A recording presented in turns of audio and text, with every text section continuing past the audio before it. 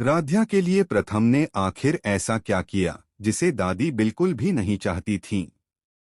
और प्रथम ने अपने प्यारे दादाजी की दी हुई अमानत यानी वह खानदानी घड़ी आखिर क्यों गिरवी रख दी, जिसकी वजह से उसे दादी के हाथों थप्पड़ तक खाना पड़ गया? आइए जानते हैं पूरी कहानी विस्तार से। जब प्रथम पुलिस स्टेशन की तमाम उलझनों, कानूनी दांवपेंच और अनगिनत मुश्किलों का डटकर सामना करने के बाद आखिरकार अपनी पत्नी राध्या को जेल की सलाखों से आजाद करवाकर घर वापस लाता है, तो पूरे घर का माहौल एक अजीब सी कशमकश में डूब जाता है।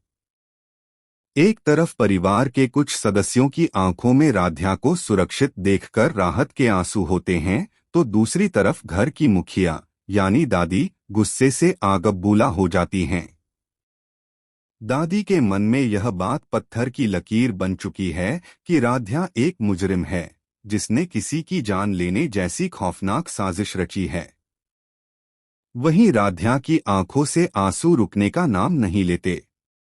वह बार बार भगवान की कसम खाकर खुद को बेगुनाह साबित करने की कोशिश करती है, लेकिन उसके हर शब्द दादी के गुस्से के आगे बेअसर साबित होते हैं। इस हाई वोल्टेज ड्रामे में असली भूचाल तब आता है जब दादी के सामने एक ऐसा कड़वा सच उजागर होता है जिसे सुनकर उनके पैरों तले जमीन खिसक जाती है। उन्हें पता चलता है कि राध्या की जमानत के लिए जिस भारी भरकम रकम की जरूरत थी, उसका इंतजाम करने के लिए प्रथम ने अपनी सारी हदें पार करते हुए अपने प्यारे दादाजी की दी हुई सबसे अनमोल और आखिरी निशानी, एक बेहद कीमती खानदानी घड़ी, गिरवी रख दी।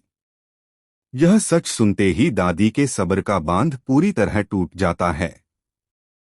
वह अपना आपा खो बैठती हैं और गुस्से में आकर प्रथम के गाल पर जोरदार थप्पड़ जड़ देती हैं। उस थप्पड़ की गूंज से पूरा घर सन्नाटे में डूब जाता है। लेकिन दादी यहीं नहीं रुकती।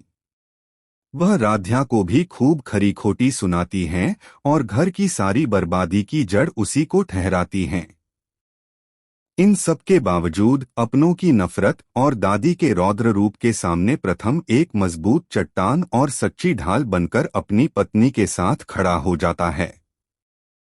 वह बिना किसी डर के दादी की आंखों में आंखें डालकर साफ शब्दों में ऐलान करता है कि राध्या सिर्फ उसकी पत्नी ही नहीं बल्कि उसकी जीवन संगिनी है।